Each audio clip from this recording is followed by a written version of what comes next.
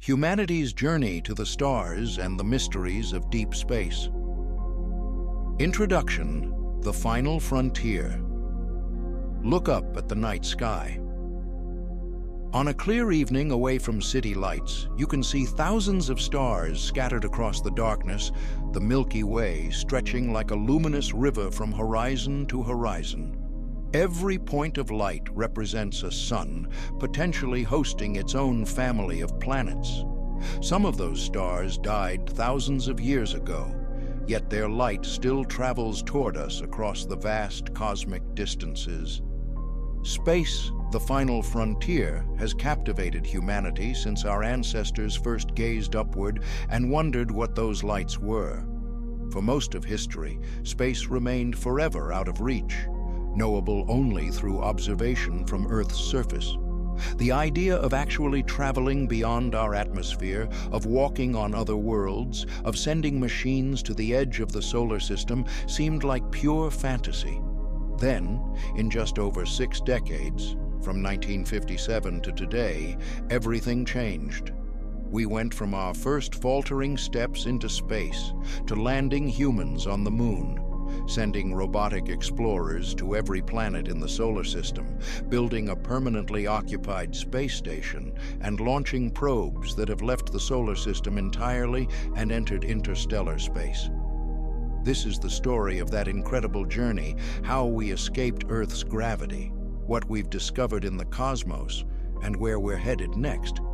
It's a story of triumph and tragedy, of breathtaking discoveries and humbling failures, of the unimaginable vastness of space and the tiny blue world that remains our only home. Space exploration has transformed our understanding of the universe. We've discovered that planets are common around other stars. Thousands have been found, with billions more likely existing in our galaxy alone. We've learned that water, once thought rare, is surprisingly abundant throughout the solar system. We've found that the universe is far stranger than anyone imagined, dominated by mysterious dark matter and dark energy we don't understand, filled with black holes and neutron stars, and phenomena that challenge our comprehension. We've also learned our cosmic address. Earth orbits an unremarkable yellow star in the outer regions of a spiral galaxy containing 200 to 400 billion stars. That galaxy is one of trillions in the observable universe. We are, in Carl Sagan's famous phrase, inhabitants of a pale blue dot, a tiny world suspended in a sunbeam, the only home humanity has ever known. This perspective, seeing Earth from space, has profoundly impacted human consciousness. The Apollo 8 astronauts, orbiting the moon on Christmas Eve 1968, looked back and saw Earth rising over the lunar horizon. That image, Earthrise, showed our planet as it really is, a fragile oasis of life in the cosmic void, without visible borders or divisions, a unified whole. But space exploration isn't just about gaining perspective or satisfying curiosity. It drives technological innovation, inspires new generations, and addresses fundamental questions about our origins and our future. Where did we come from? Are we alone? Could humans become a multi-planetary species? What threats does space pose to Earth? What resources might space offer? These questions have practical importance beyond philosophical interest. Near-Earth asteroids could threaten civilization. Understanding them is crucial. Space-based solar power could provide clean energy. Asteroid mining could provide resources. Understanding other planets helps us understand Earth's climate and geology. The search for life elsewhere informs biology and our understanding of life's requirements. Over the next hour, we'll explore humanity's journey into space, from the first satellites to Apollo moon landings, from Mars rovers to Voyager's journey beyond the solar system. We'll examine what we've learned about planets, moons, asteroids, and comets. We'll discuss the search for life beyond Earth and the tantalizing hints that we might not be alone. And we'll look ahead to the future missions to Mars, asteroid redirect missions, and the distant dream of interstellar travel. Space is vast and unforgiving. The distances are almost incomprehensible, the environment hostile to life, the challenges immense. Yet humans have ventured forth, driven by an innate desire to explore, to understand, to push beyond boundaries. This is our story, not just of rockets and robots, but of curiosity, courage, and the indomitable human spirit that looks at the impossible and asks, why not? Let's begin at the beginning, with the dawn of the space age and humanity's first steps off our homeworld. The space race, from Sputnik to Apollo. The space age began on October 4th, 1957, when the Soviet Union launched Sputnik 1, a small metal sphere about the size of a beach ball, weighing 83 kilograms, equipped with 4 long antennas. It did little more than orbit Earth and broadcast a simple radio beep. But that beep changed everything. Americans were shocked. The Soviet Union had beaten them to space, demonstrating technological capability that had military implications. If the Soviets could put a satellite in orbit, they could potentially deliver nuclear weapons anywhere on Earth via ballistic missiles. The space race 1 front in the larger Cold War had begun. Just a month later, the Soviets launched Sputnik 2, this time carrying a passenger, Laika, a small dog. Laika became the first living creature to orbit Earth, though tragically she died within hours from overheating, a grim reminder that space is hostile to life. The United States scrambled to respond. The first American satellite, Explorer 1, launched on January 31st, 1958. It was smaller than Sputnik, weighing just 14 kilograms, but it carried scientific instruments that made an important discovery: the Van Allen radiation belts, regions of intense radiation surrounding Earth, trapped by the magnetic field. In July 1958, President Eisenhower signed the National Aeronautics and Space Act, creating NASA, the National Aeronautics and Space Administration. The space race had institutional support and funding. It would consume enormous resources over the next decade, but it would also deliver achievements that seemed impossible. The Soviets continued their string of firsts. In 1959, Luna 2 became the first human-made object to reach another celestial body when it impacted the Moon. Luna 3 flew around the Moon and sent back the first images of the far side, the hemisphere never visible from Earth. Then came the ultimate achievement, putting a human in space. On April 12, 1961, Soviet cosmonaut Yuri Gagarin became the first human to orbit Earth aboard Vostok 1. His 108-minute flight made him an instant global celebrity. Gagarin's simple statement, "The Earth is blue," captured the world's imagination. The United States was again shocked. Just 23 days later, on May 5, 1961, Alan Shepard became the first American in space during a 15-minute suborbital flight in Freedom 7. It was an achievement, but it paled compared to Gagarin's orbital flight. President John F. Kennedy recognized that America was losing the space race.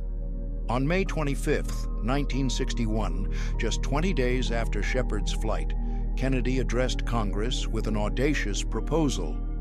"I believe that this nation should commit itself to achieving the goal, before this decade is out, of landing a man on the Moon and returning him safely to the Earth." This was breathtaking audacity. At the time, America had exactly 15 minutes of human spaceflight experience. The technology to reach the Moon didn't exist. The rockets weren't powerful enough. The spacecraft hadn't been designed. The procedures hadn't been developed. Nobody even knew if humans could survive the radiation of space travel to the Moon. But Kennedy's challenge mobilized the nation. At its peak, the Apollo program employed over 400,000 people and consumed about 4% of the federal budget, over $25 billion in 1960s money, equivalent to roughly $280 billion today. The Mercury program, America's first human spaceflight effort, achieved several milestones.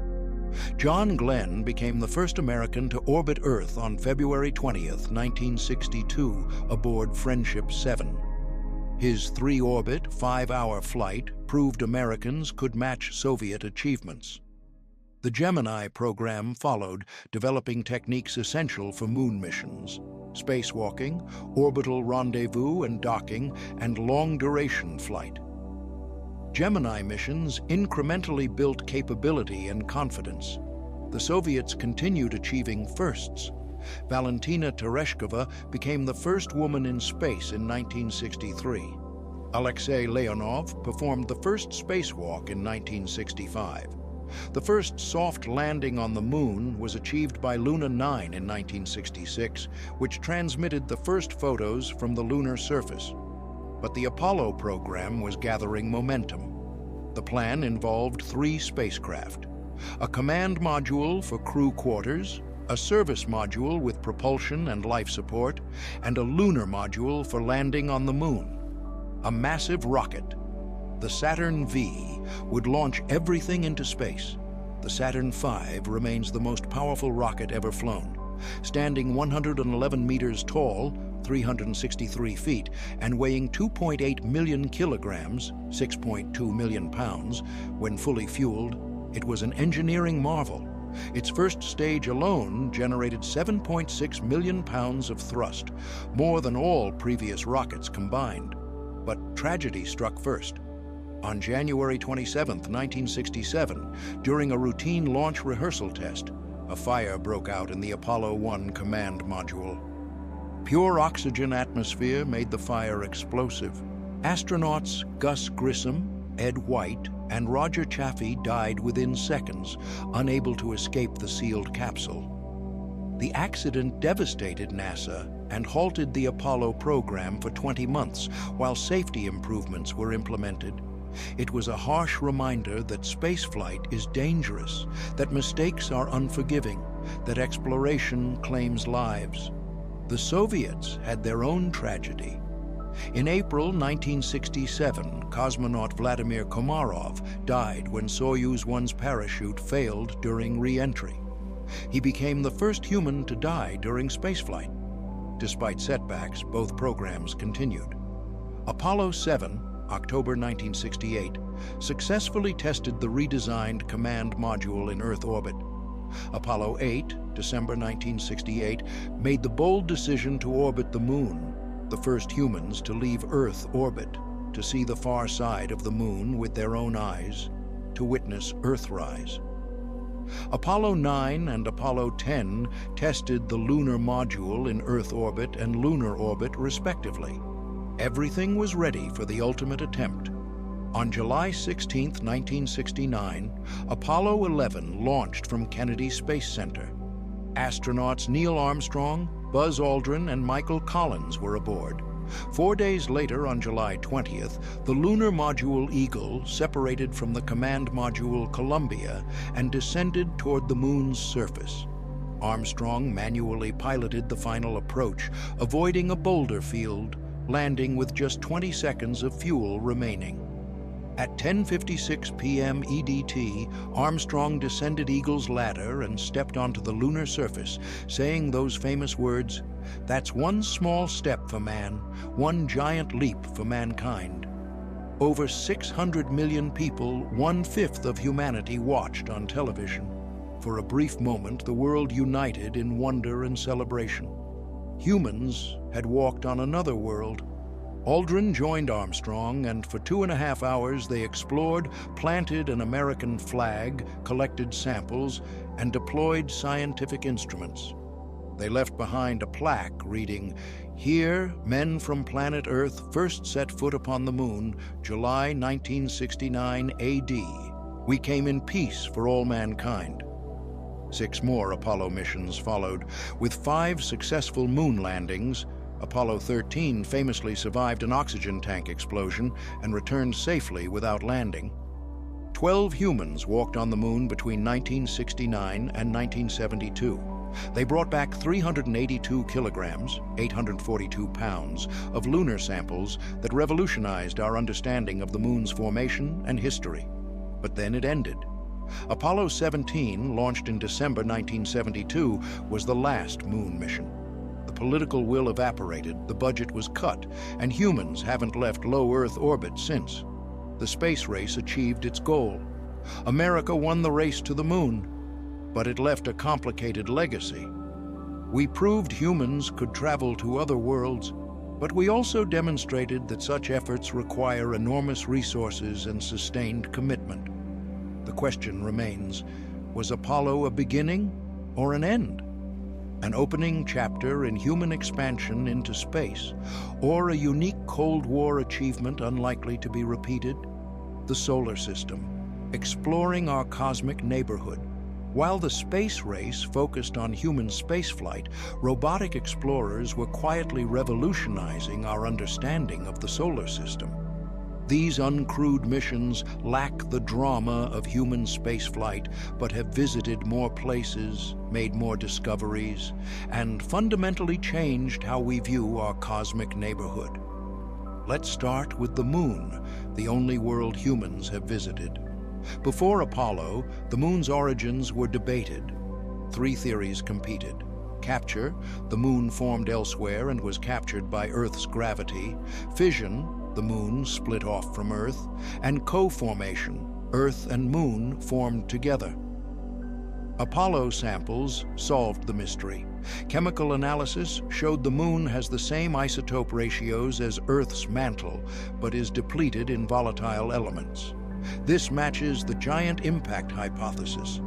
About 4.5 billion years ago, a Mars-sized body called Theia collided with proto-Earth. The impact vaporized both bodies' outer layers. Debris from this collision coalesced to form the moon.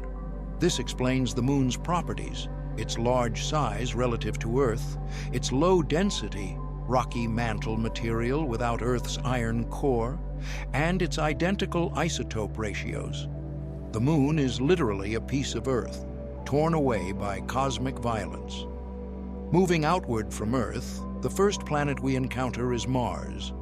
Mars has captivated humans for centuries, inspiring speculation about alien civilizations due to its reddish color and apparent canals, actually optical illusions.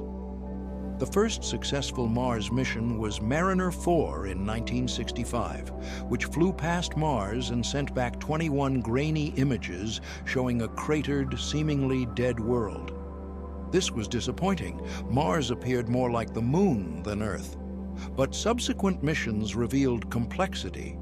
Mars has the solar system's largest volcano, Olympus Mons, 25 kilometers high, a massive canyon system, Valles Marineris, 4,000 kilometers long, polar ice caps, and most intriguingly, evidence of past liquid water.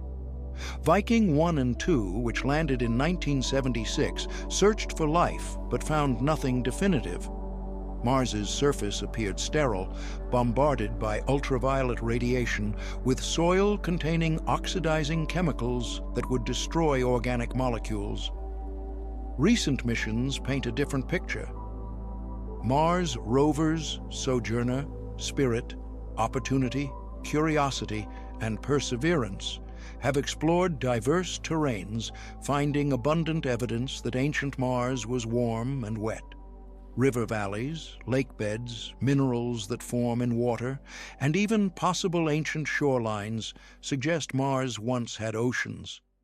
Curiosity discovered organic molecules and detected methane in the atmosphere, both potential biosignatures, though not definitive proof of life. Methane on Mars is puzzling because it breaks down quickly. Ongoing methane production suggests active geology or possibly biology. Perseverance, currently operating, is collecting samples from Jezero Crater, an ancient lake bed, for eventual return to Earth. If Martian life ever existed, Jezero's layered sediments are a prime place to find fossils. Beyond Mars lies the asteroid belt, a region of rocky debris between Mars and Jupiter. The largest asteroid, Ceres, was recently visited by the Dawn spacecraft, which discovered it has a subsurface ocean and possible cryovolcanoes erupting water and salts.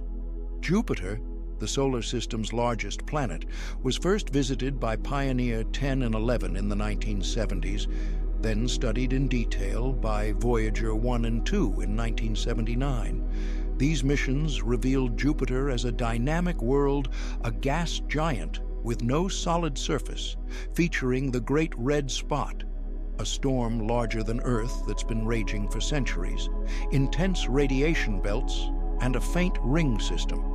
But Jupiter's moons are more exciting than the planet itself. Galileo discovered 4 large moons in 1610, Io, Europa, Ganymede, and Callisto, using his telescope. These Galilean moons are worlds in their own right. Io is the most volcanically active body in the solar system, with hundreds of active volcanoes constantly resurfacing it. Tidal heating from Jupiter's gravity provides the energy. Europa has a smooth ice surface with few craters, suggesting geological activity. Beneath the ice lies a global ocean containing more water than all of Earth's oceans combined.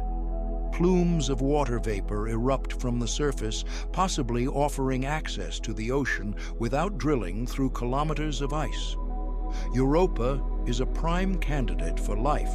Ganymede, the solar system's largest moon, also has a subsurface ocean and its own magnetic field, unique among moons.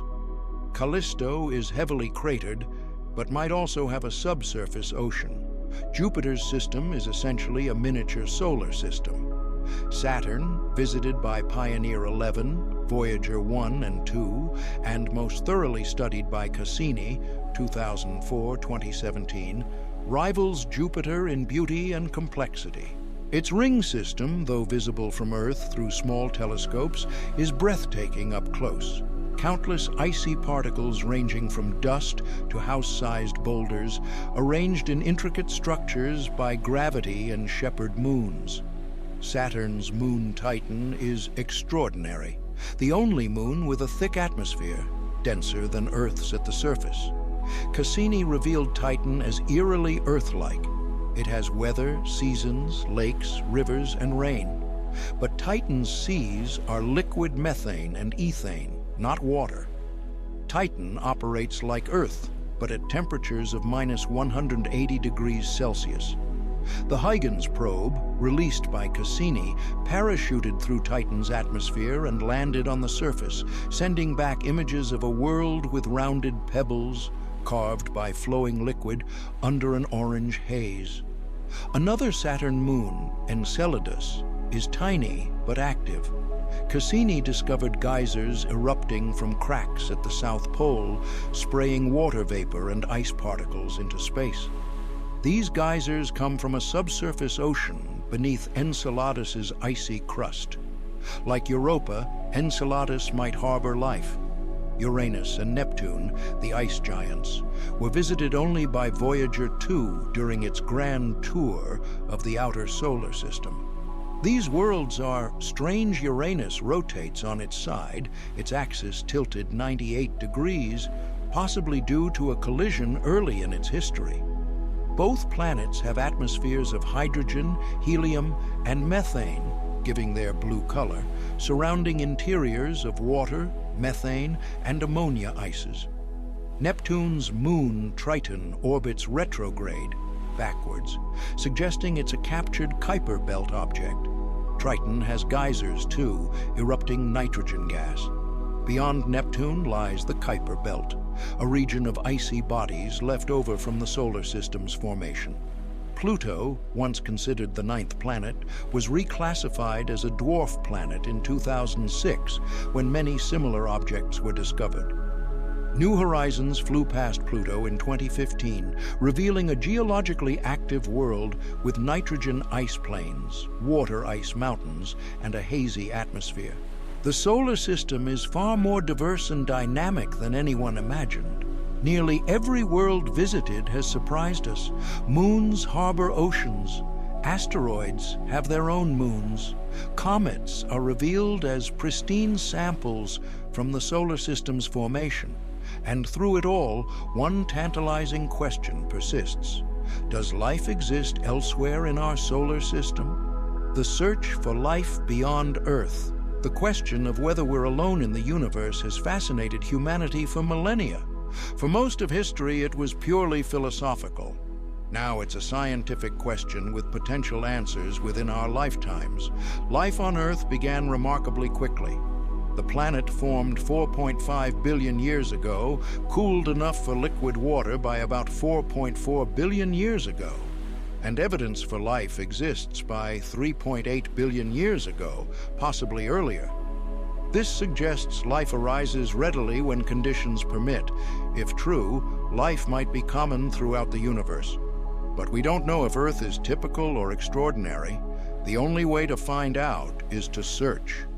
Within our solar system, several bodies are considered potentially habitable, capable of supporting life, though not necessarily inhabited. Mars is the obvious first target. Ancient Mars was warm and wet with lakes, rivers, possibly oceans. If life arose there, could it still survive in subsurface refuges? Current Mars is hostile, cold, dry, bathed in radiation. But liquid water might exist underground, warmed by geothermal heat. Microbes could survive in such environments, as they do in Earth's deep subsurface. NASA's strategy is follow the water. Mars rovers have found abundant evidence of past water-ancient lake beds, river channels, minerals that form only in water.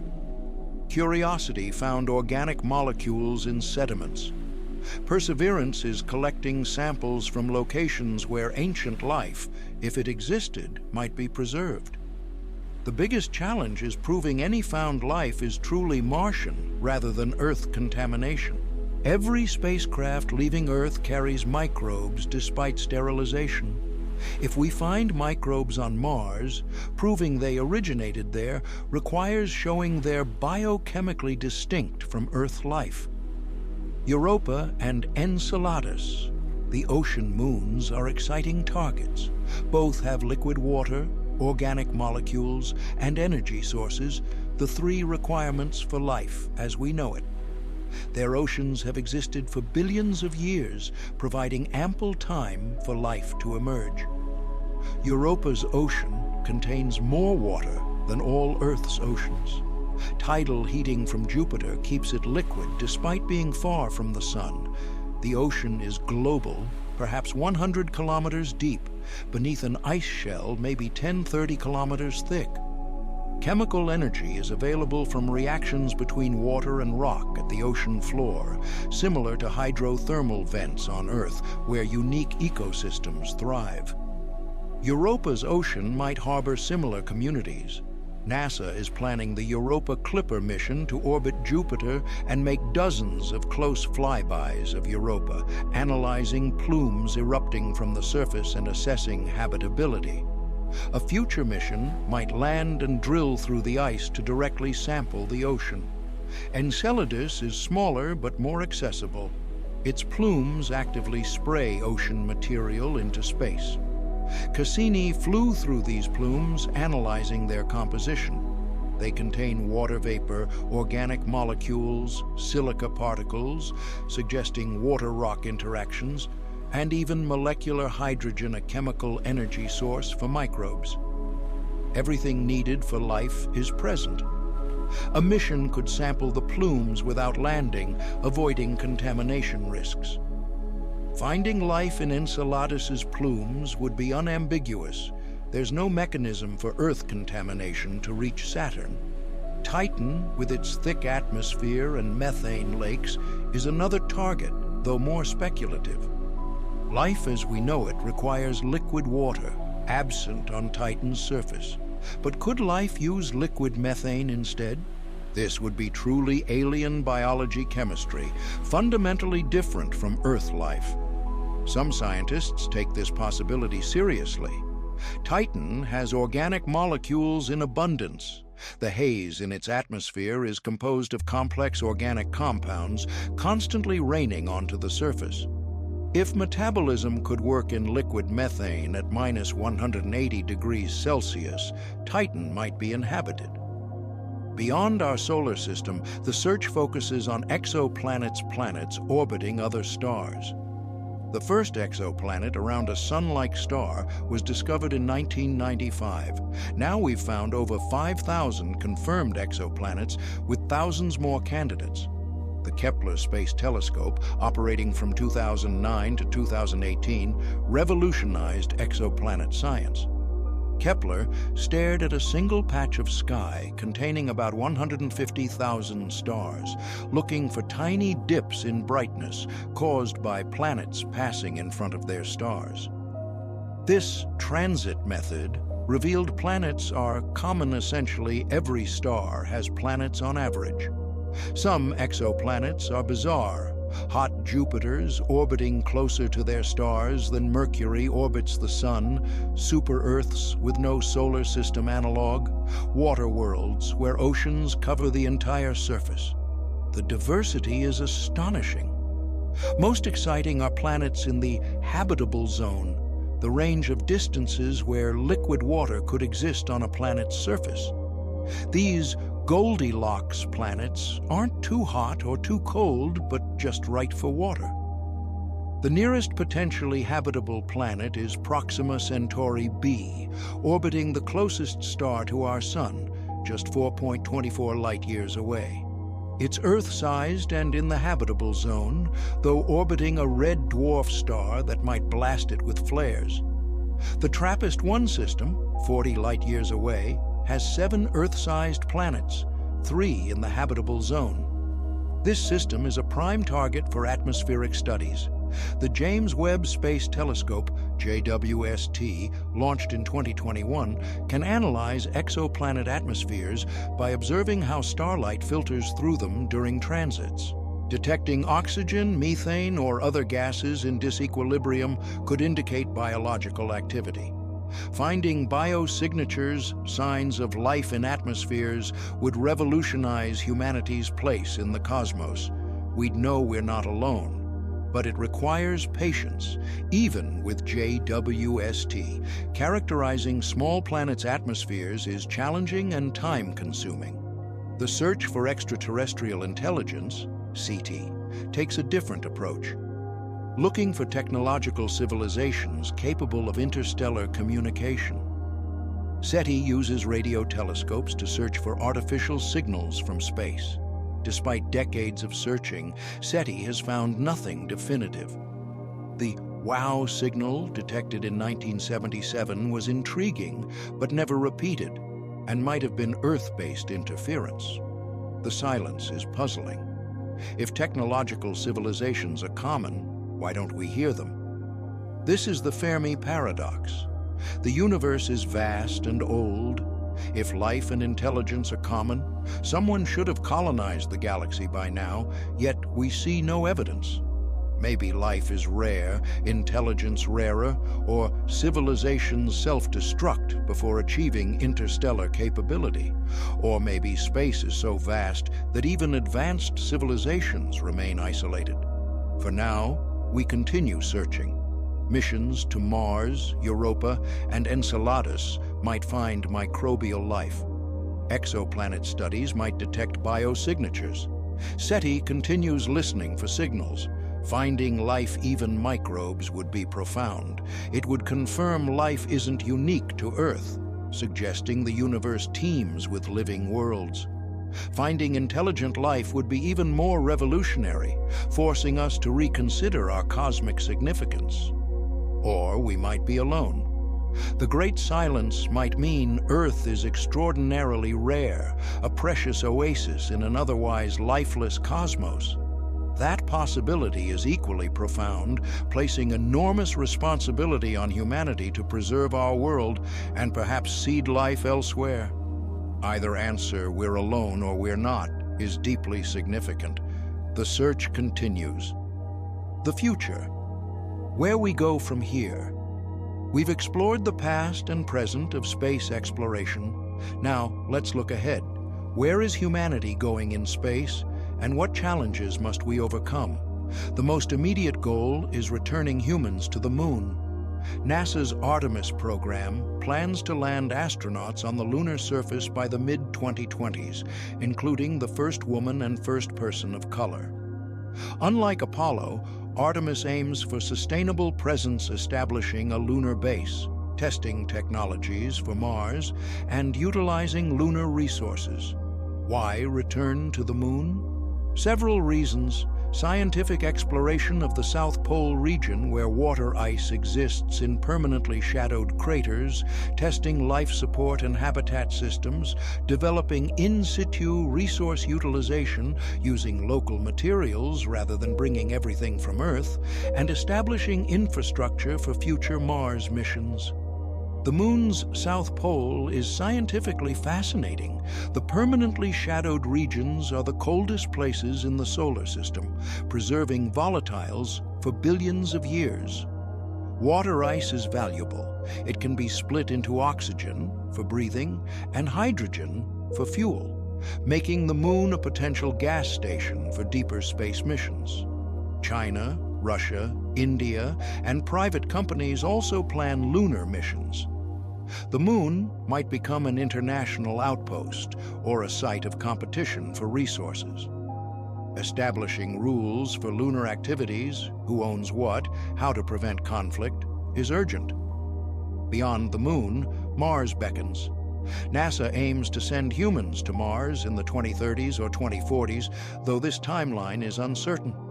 SpaceX's Elon Musk proposes faster timelines, aiming to establish a Mars colony. The technical and biological challenges are immense. The journey alone takes 6 to 9 months with current propulsion, exposing astronauts to cosmic radiation and microgravity for extended periods. Radiation shielding is heavy and expensive. Bone and muscle atrophy in microgravity requires exercise regimens and possibly artificial gravity. Landing on Mars is difficult. The atmosphere is thick enough to cause heating, but too thin for parachutes alone. The 7 minutes of terror during entry, descent, and landing has destroyed many missions. Landing humans safely requires new systems. Once on Mars, astronauts face toxic soil, low temperatures, thin atmosphere, and dust storms. Habitats must protect against radiation, maintain pressure and temperature, and recycle air and water. Food production growing plants in Martian soil or hydroponic systems is essential for long-term stays. Perhaps most challenging, what happens if something goes wrong? Medical emergencies, equipment failures, psychological stress. There's no quick rescue from Mars. Communication delays of 4 to 24 minutes, depending on orbital positions, mean real-time conversations are impossible. Mars astronauts will be more isolated than any humans in history. Despite challenges, the motivation is strong. Mars offers scientific opportunities, searching for life, understanding planetary evolution, testing survival skills for future exploration. It could become a backup for humanity if Earth becomes uninhabitable. And human ambition drives us. Mars represents the next frontier. Private space companies are changing the landscape. SpaceX developed reusable rockets, dramatically reducing launch costs. Blue Origin is developing similar technologies. Dozens of companies are pursuing space tourism, satellite constellations, space manufacturing, and asteroid mining. Asteroid mining is especially intriguing. Near-Earth asteroids contain water, metals, and rare elements. A single metallic asteroid could contain more platinum group metals than have ever been mined on Earth. If economically viable, asteroid mining could provide resources for space industry without depleting Earth. Space elevators, long discussed but technically challenging, could revolutionize access to space if built. A cable stretching from Earth's surface to geostationary orbit, 786 kilometers altitude, could carry payloads up and down without rockets. The concept requires materials, like carbon nanotubes, far stronger than anything currently available at scale. More speculatively, some envision O'Neill cylinders, massive rotating space habitats housing thousands of people with artificial gravity from spin. These could be built at Lagrange points positions where gravitational forces balance, allowing stable orbits. Such habitats could support permanent space populations independent of planetary surfaces. Terraforming Mars, engineering it to be more Earth-like with breathable atmosphere and liquid water, is a century-spanning project at minimum. Proposals include releasing greenhouse gases to warm the planet, crashing ammonia-rich comets to provide nitrogen, or deploying factories to produce fluorocarbons, potent greenhouse gases. Whether this is desirable or possible remains debated. Beyond the solar system, interstellar travel seems impossibly difficult. The nearest star, Proxima Centauri, is 4.24 light-years away, about 40 trillion kilometers. Voyager 1, the farthest human-made object, traveling at 17 kilometers per second, would need 70,000 years to reach Proxima Centauri. To make interstellar travel feasible requires propulsion systems far beyond current capability. Proposals include nuclear pulse propulsion, riding nuclear bomb explosions, fusion rockets, antimatter engines, or laser light sails. The Breakthrough Starshot project proposes tiny spacecraft accelerated to 20% light speed by ground-based lasers, reaching Proxima Centauri in 20 years. But stopping there or sending humans is far harder. Generation ship spacecraft traveling for centuries with populations living, reproducing, and dying aboard appear in science fiction but face enormous challenges. How to maintain social cohesion across generations. How to ensure ecological stability in a closed environment. How to prevent technological stagnation over centuries. Suspended animation freezing or slowing metabolism for long journeys might enable interstellar travel if perfected. Current techniques cause cellular damage, but future advances might overcome this. Wormholes or faster-than-light travel appear in science fiction, but violate known physics. General relativity permits exotic solutions like wormholes and warped space-time, but they require negative energy or exotic matter that might not exist. For now, relativity's light speed limit appears absolute. The search for extraterrestrial intelligence continues, now aided by better telescopes and computers. If we detect alien signals, attempting communication raises profound questions. Do we reply? What do we say? Who speaks for Earth? The risks and rewards of contact remain debated. Space also poses threats. Near-Earth asteroids could impact Earth with catastrophic results. The asteroid that killed the dinosaurs 66 million years ago released energy equivalent to billions of nuclear bombs. Smaller impacts occur regularly. The 2013 Chelyabinsk meteor injured 1,500 people when it exploded over Russia. Tracking and potentially deflecting dangerous asteroids is prudent. NASA's DART mission in 2022 successfully demonstrated changing an asteroid's orbit by slamming a spacecraft into it, the first planetary defense test. Solar flares and coronal mass ejections from the Sun can disrupt satellites and power grids. A massive 1859 solar storm, the Carrington event, caused global telegraph failures. If it occurred today, damage to electrical infrastructure could be catastrophic. Monitoring solar activity and building resilient systems is essential. Space debris, defunct satellites, rocket stages, fragments from collisions poses growing danger to active satellites and spacecraft. thousands of trackable objects orbit Earth, with millions of smaller pieces too small to track, but large enough to cause damage at orbital speeds. Collisions create more debris, potentially cascading into the Kessler syndrome runaway debris generation, making certain orbits unusable. Cleaning up space debris is technically challenging and expensive, but necessary for sustainable space activity. Looking further ahead, some envision humanity's cosmic future, spreading through the solar system, then to nearby stars, eventually throughout the galaxy. Others see space as a resource to preserve Earth, developing space-based solar power or asteroid mining to sustain civilization without depleting the home planet. Philosophically, becoming a spacefaring civilization addresses existential risk. If humanity remains confined to Earth, a single catastrophe, asteroid impact, nuclear war, pandemic could end our species. Establishing self-sustaining colonies off Earth ensures our survival. But space exploration also raises ethical questions. Do we have the right to alter other worlds? Should pristine environments like Mars or Europa be protected from contamination?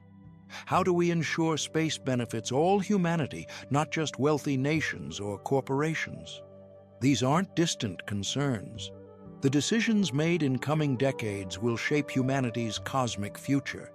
The future is unwritten, full of both promise and peril. But one thing seems certain: humanity's relationship with space is just beginning. The greatest adventures lie ahead. Conclusion: our cosmic destiny. We've journeyed from Sputnik's simple beep to the frontiers of human knowledge and ambition. We've explored the solar system, searched for life, and contemplated futures among the stars. What have we learned? That space is vast beyond imagination, filled with wonders we're only beginning to understand. That Earth is rare and precious, perhaps the only inhabited world in our cosmic neighborhood or even beyond. That humans are capable of extraordinary achievements when motivated by curiosity and challenge. We've also learned humility. Space is hostile, unforgiving of error. The distances are enormous, the challenges immense. We've lost astronauts and cosmonauts who ventured forth. Progress is slow, expensive, and uncertain. Yet we continue. Why? Because exploration is fundamental to human nature. We've always wondered what lies beyond the horizon, over the mountain, across the ocean. Space is the ultimate horizon. But space exploration is more than adventure. It's survival. Eventually, in decades, centuries, or millennia, Earth will face existential threats: asteroid impacts, climate change, resource depletion, or something unanticipated. Becoming a multi-planetary species offers insurance against catastrophe. Space also unites humanity. The Apollo 8 Earthrise photograph, the Voyager's pale blue dot image. These perspectives remind us that borders are invisible from space, that we share one planet, one humanity. Space exploration, at its best, transcends nationalism and represents all of us. The resources and knowledge from space could improve life on Earth. Technologies developed for space GPS, weather satellites, medical devices, water purification benefit billions. Understanding other planets helps us understand Earth's climate and geology. Space-based solar power could provide clean energy. Asteroid mining could provide resources. And perhaps most profoundly, the search for life beyond Earth addresses humanity's deepest questions about our place in the cosmos. Are we alone? The answer, whether yes or no, is equally significant. The future of space exploration is uncertain. Government programs depend on political will and funding. Private companies bring innovation but seek profit. International cooperation offers promise but is fragile. What's certain is that the human desire to explore, to understand, to push boundaries won't disappear. Children today might walk on Mars, Grandchildren might mine asteroids or live in space habitats. Great-grandchildren might journey to other stars, or perhaps progress will be slower. Perhaps humanity remains earthbound for centuries more, content with robotic exploration. Perhaps challenges prove insurmountable and dreams of spacefaring civilization remain fantasy. But the possibility exists. The choice is ours. Will we venture forth, accepting risks and challenges to become citizens of the cosmos? Or will we stay home, protecting our home world but limiting our potential? There's no right answer, but the question itself is profound. For the first time in history, humans can seriously contemplate leaving Earth permanently, establishing ourselves elsewhere in the universe. We stand at a threshold. Behind us, all of human history, millions of years evolving, thousands of years building civilization, centuries of scientific progress has led to this moment. Ahead lies the unknown, the cosmos waiting to be explored, challenges to be overcome, discoveries to be made. Space is calling. The stars beckon. The adventure has only begun. What we choose now will echo across centuries, shaping not just our future but the future of life itself in this corner of the universe. The pale blue dot that is Earth has cradled humanity since our origins.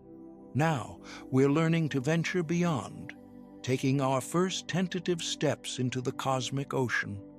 Where we go from here is up to us.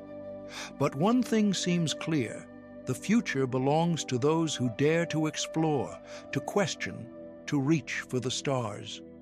The universe is vast, humanity is small, but we're also curious, ambitious, and perhaps uniquely positioned to understand the cosmos.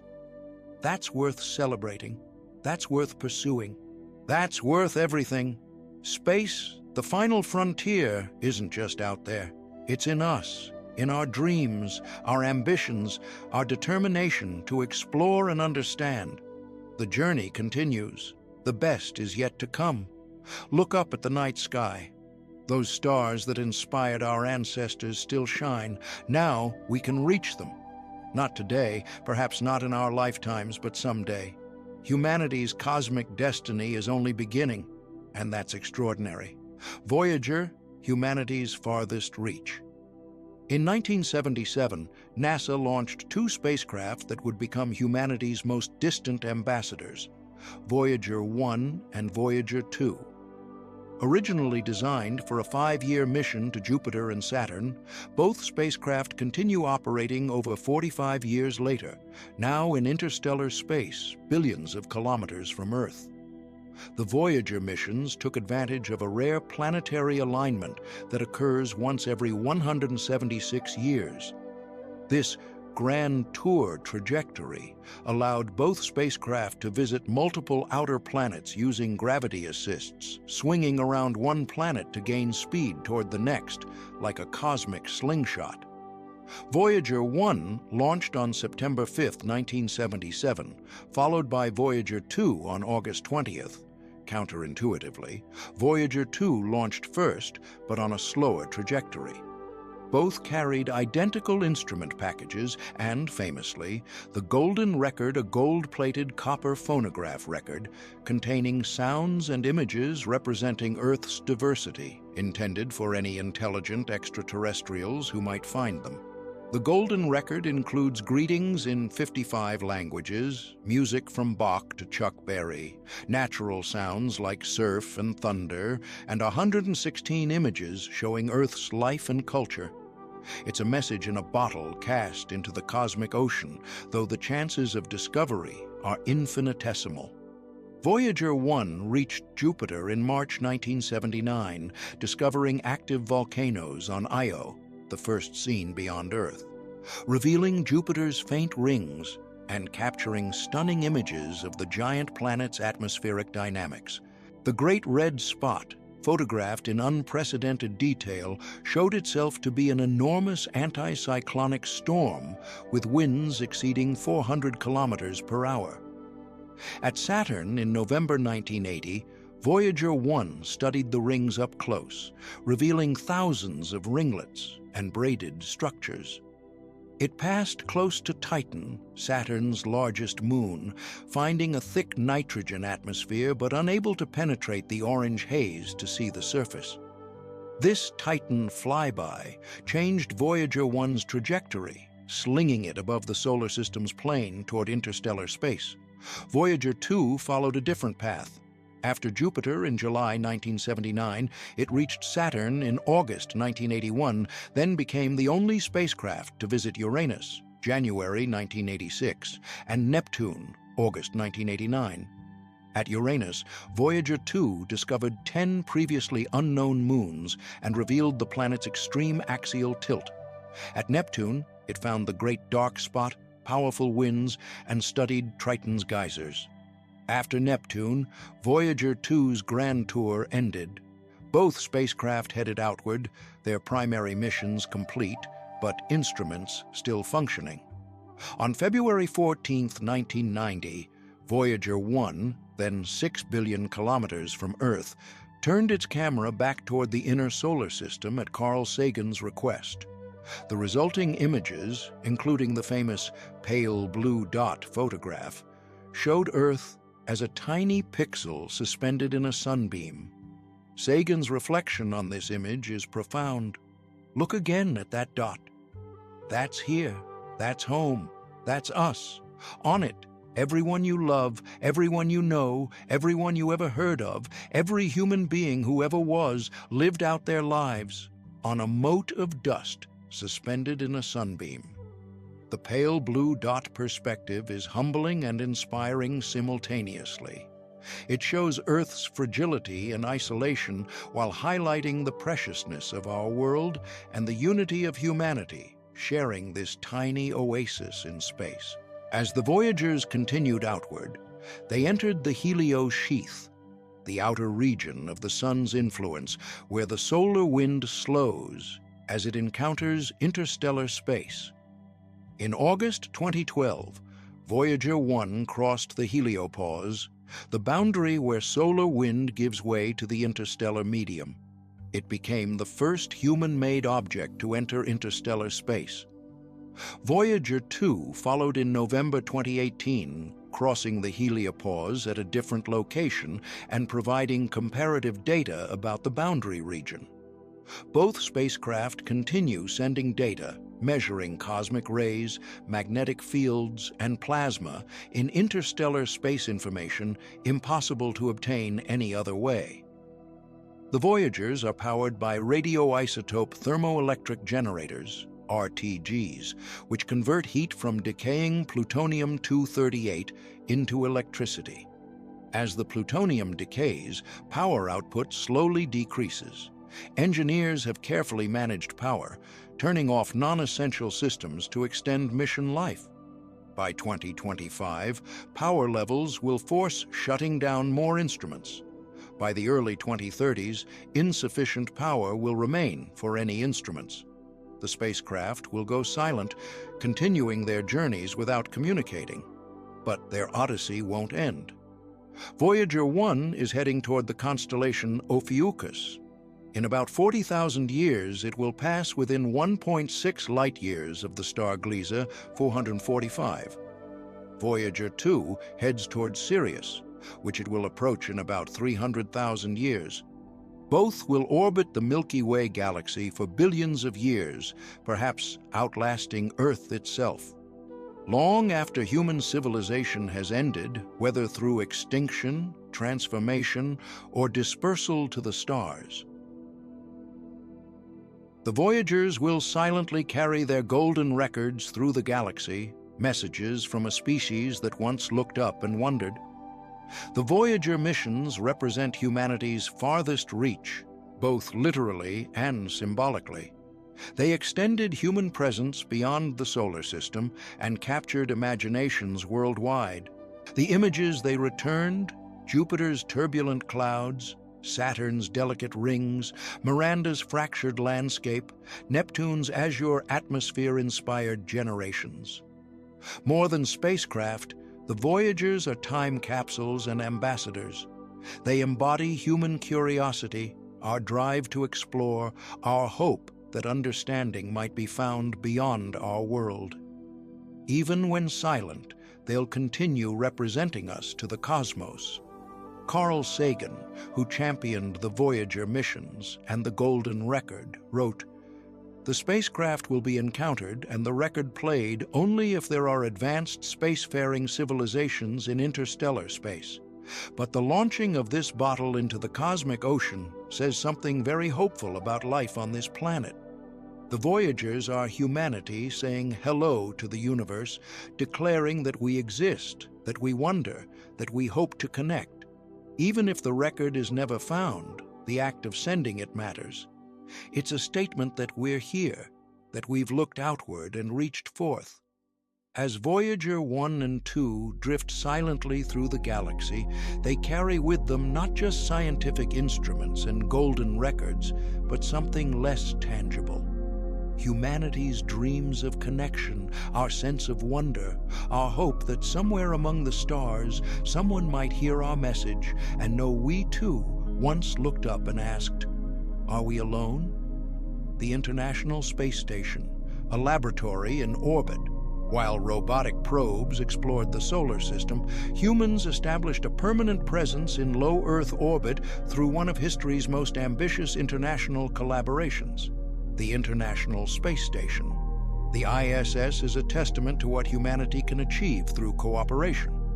Built and operated by 5 space agencies: NASA, United States; Roscosmos, Russia; ESA, Europe; JAXA, Japan, and CSA, Canada, the station represents 15 nations working together in space, despite political tensions on Earth.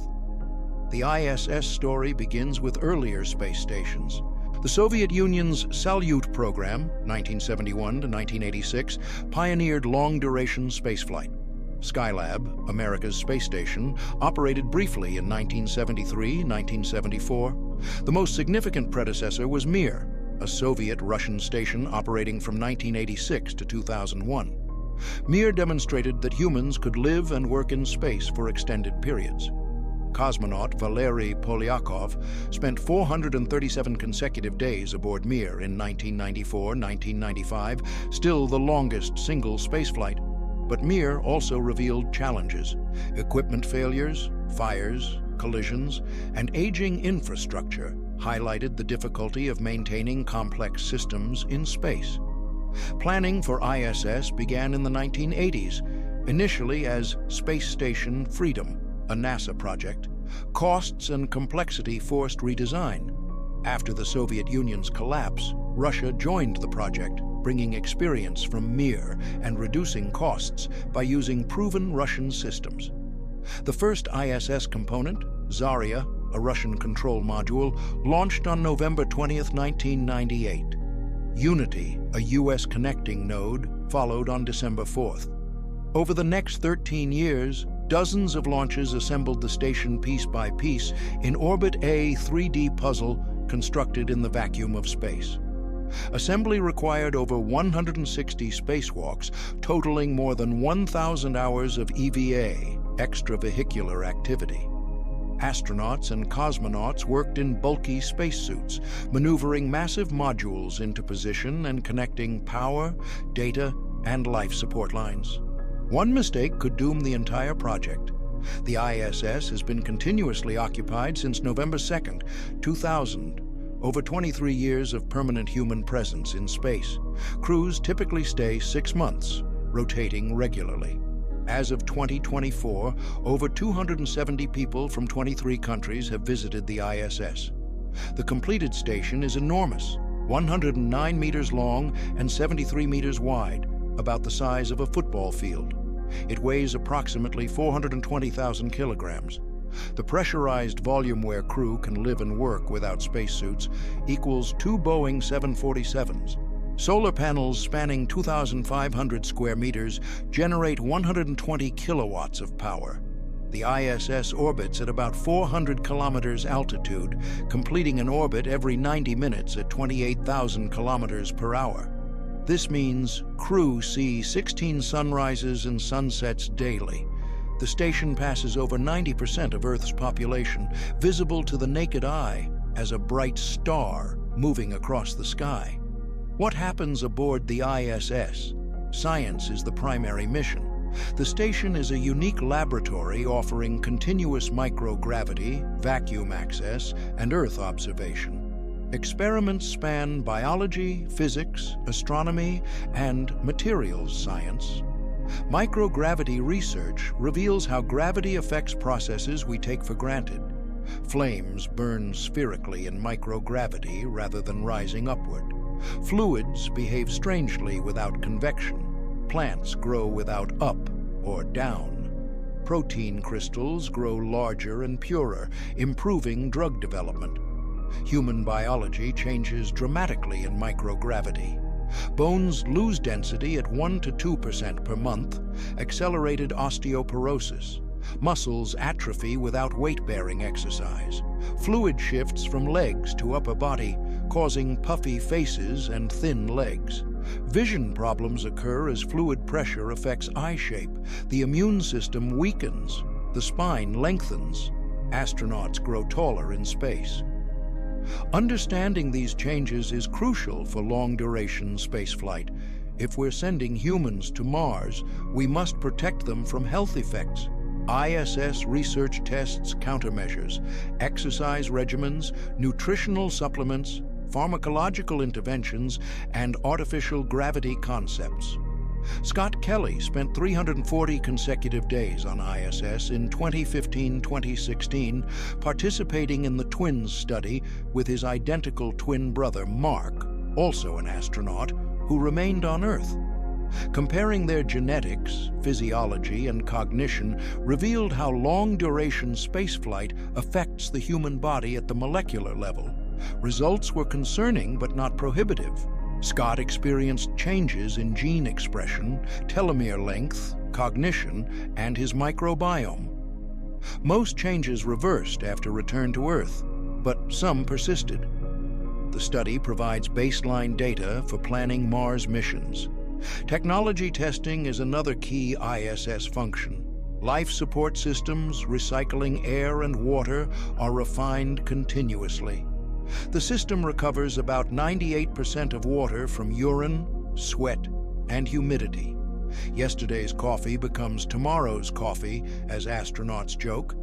These systems must work reliably for Mars missions where resupply is impossible. 3D printing in microgravity creates tools and parts on demand, reducing cargo needs.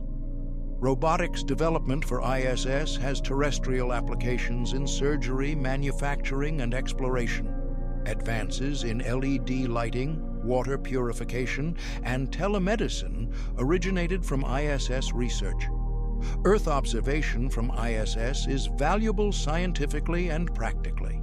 Cameras monitor natural disasters, urban growth, agricultural patterns, and environmental changes. Hurricane tracking benefits from ISS observations. Climate change research uses decades of continuous data from sensors aboard the station. ISS also serves educational and inspirational roles.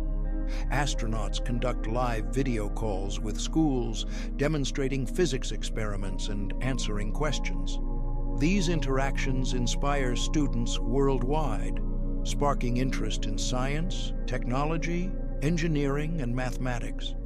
Living aboard ISS is challenging. The station is cramped despite its size. Crew quarters are phone booth-sized sleep pods. Privacy is minimal. Exercise occupies 2 hours daily, necessary to maintain health. Maintenance and repairs consume much of remaining time. Actual science experiments take just 35 to 40 hours weekly. Food is mostly packaged and freeze-dried, though resupply missions bring fresh fruit, which is treasured. Hygiene is complicated. Showers involve wet wipes, shampoo needs no rinsing, and toilets use suction. The toilet's complexity reflects microgravity challenges. A $23 million space toilet was installed in 2020, and failures are literal nightmares. Psychological challenges include isolation, confinement, and separation from loved ones. Crew selection emphasizes compatibility and stress tolerance. International crews must communicate in English and Russian, adding complexity. Conflicts do occur, though space agencies maintain privacy about specifics. The ISS was originally planned for 15 years, ending around 2015. Extensions pushed retirement to 2030, possibly 2031. Eventually, aging systems and structural fatigue will force decommissioning. When that happens, the ISS will be deorbited guided to crash into the ocean in a remote area of the South Pacific called the Spacecraft Cemetery. The end of ISS raises questions about what comes next. NASA plans the Lunar Gateway, a smaller station orbiting the Moon, supporting Artemis missions. China is building its own station, Tiangong, already occupied. Private companies propose commercial stations for tourism, manufacturing, and research. Axiom Space plans modules that will initially attach to ISS, then separate to form an independent commercial station when ISS retires. Orbital Reef, a collaboration between Blue Origin and Sierra Space, envisions a mixed-use business park in orbit for various customers. The ISS proved international cooperation in space is possible and productive despite Earth-based tensions. Russia remained involved even during Ukraine conflicts, and sanctions have been carefully structured to preserve space cooperation.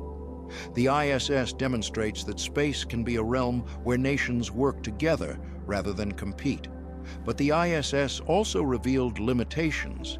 It's expensive, over $150 billion invested, with annual operating costs around $3 to $4 billion.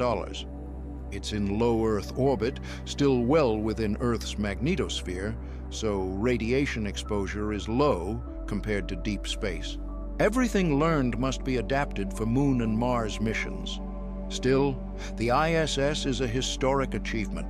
For over 2 decades, humans have lived continuously off-planet. Dozens of nationalities have worked together. Thousands of experiments have advanced science and technology.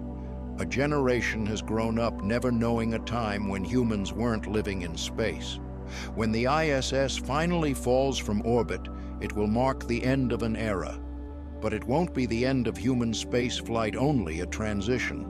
The lessons learned, technologies developed, and international bonds forged will endure, informing the next phase of space exploration. The ISS proved we can live in space.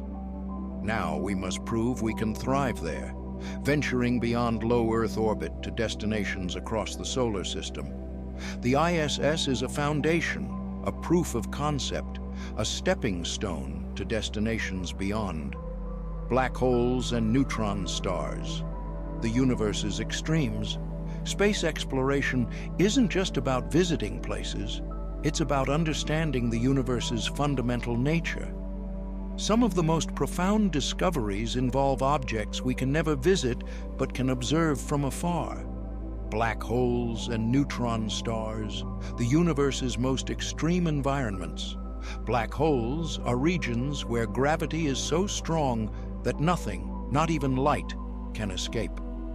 They're predicted by Einstein's general relativity. When mass compresses into a small enough region, space-time curvature becomes so extreme that an event horizon forms, a boundary beyond which escape is impossible.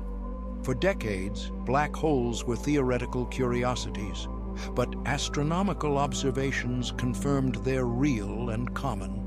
Stellar mass black holes, formed when massive stars collapse, exist throughout galaxies. Supermassive black holes, millions to billions of times the Sun's mass, lurk at galactic centers, including our Milky Way. The first strong evidence came from Cygnus X1, an X-ray source discovered in 1964. It's a binary system, a blue supergiant star orbiting an invisible companion. The companion is too massive to be a neutron star, It must be a black hole accreting matter from the supergiant, heating it to millions of degrees and producing X-rays. Stephen Hawking famously bet against Cygnus X1 being a black hole in 1974. By 1990, evidence was overwhelming, and Hawking conceded. Today, dozens of stellar mass black holes have been identified in binary systems through similar observations. Supermassive black holes were more surprising.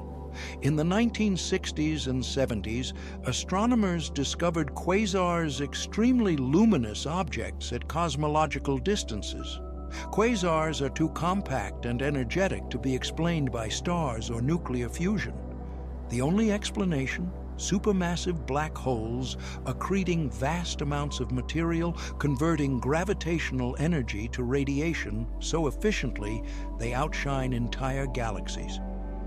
Our Milky Way's supermassive black hole, Sagittarius AA, SGR-AA, was discovered in the 1970s as a radio source at the galaxy's center.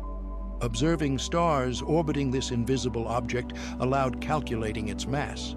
About 4 million solar masses. The star's orbits, tracked over decades, provided definitive proof of a supermassive black hole.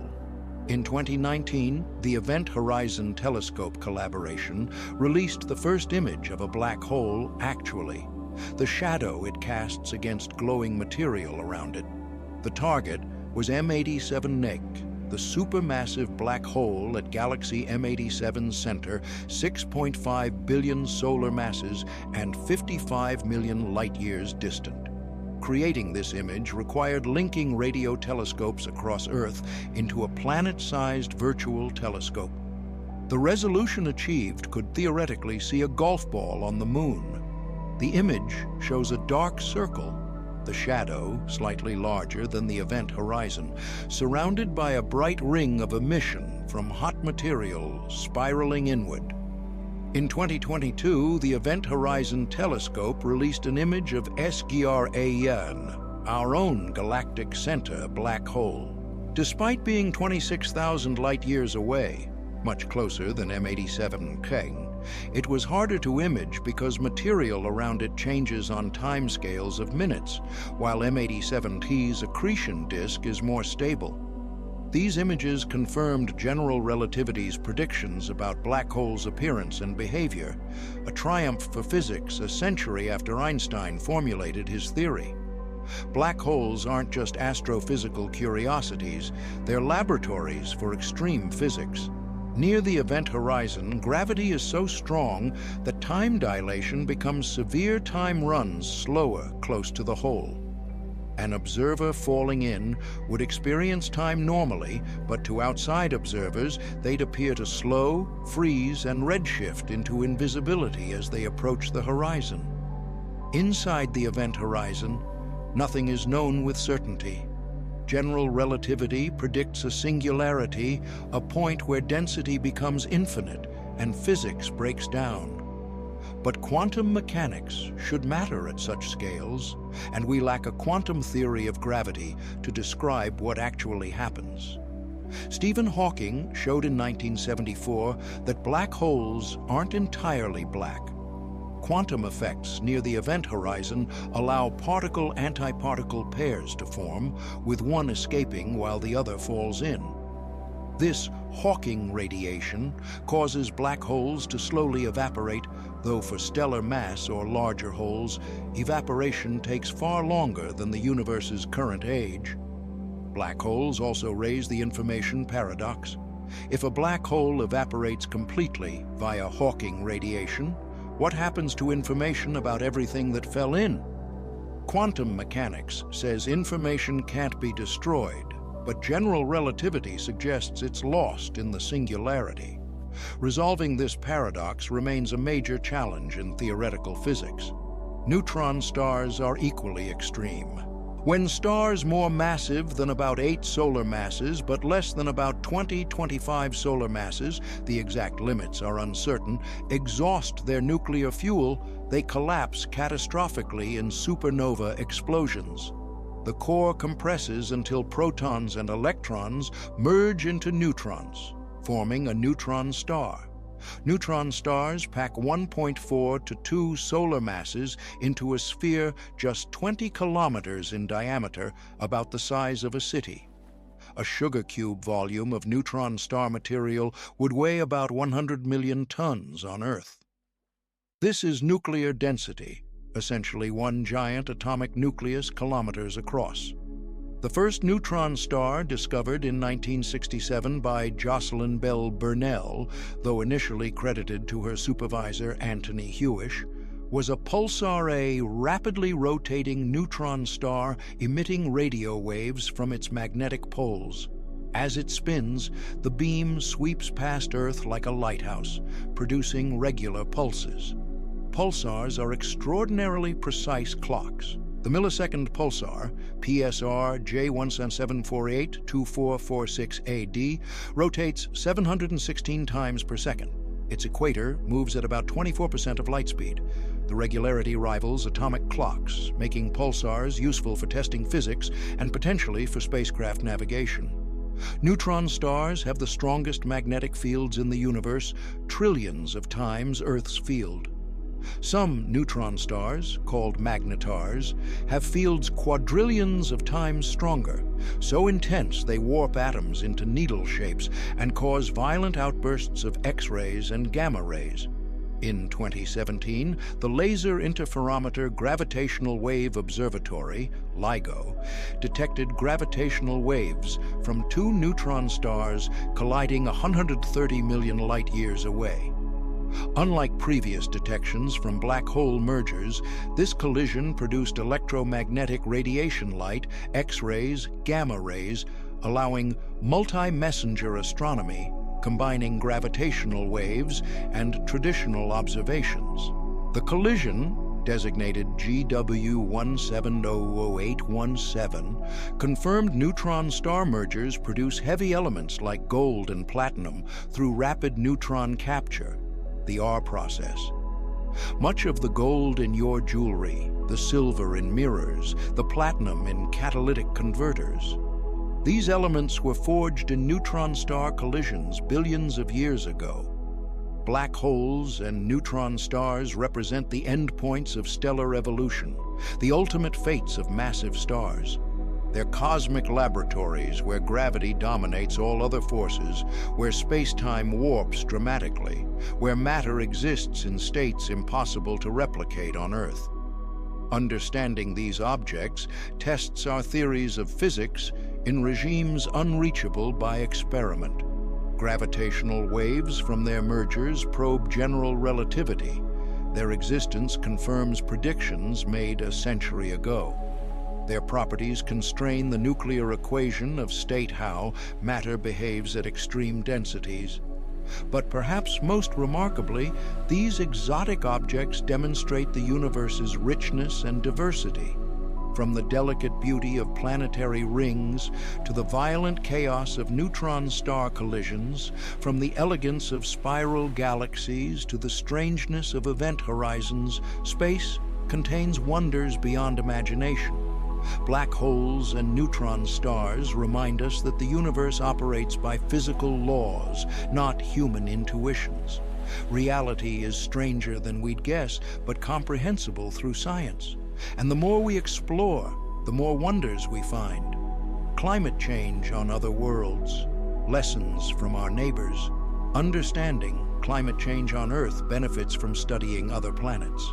Venus and Mars, our nearest planetary neighbors, offer cautionary tales about climate evolution.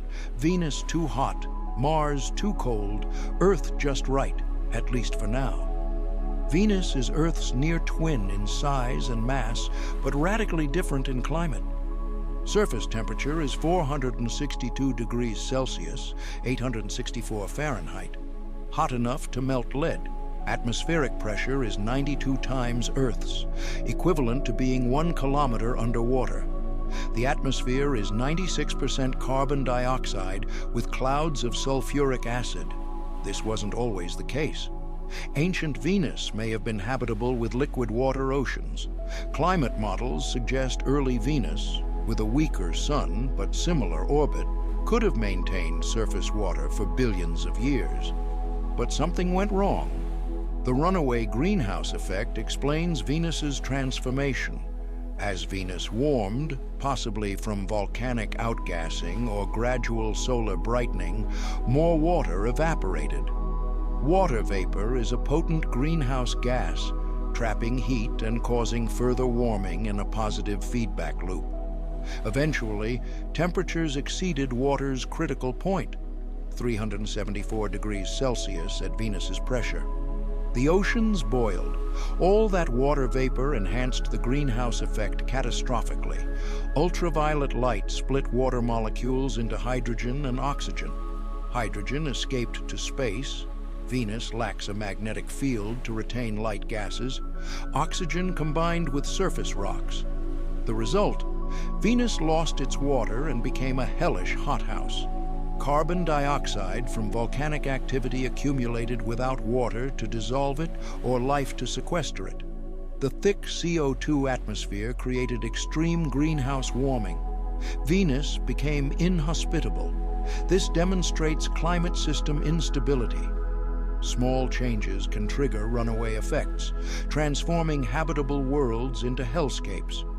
Venus's fate is a warning. Greenhouse gases, if uncontrolled, can cause catastrophic warming.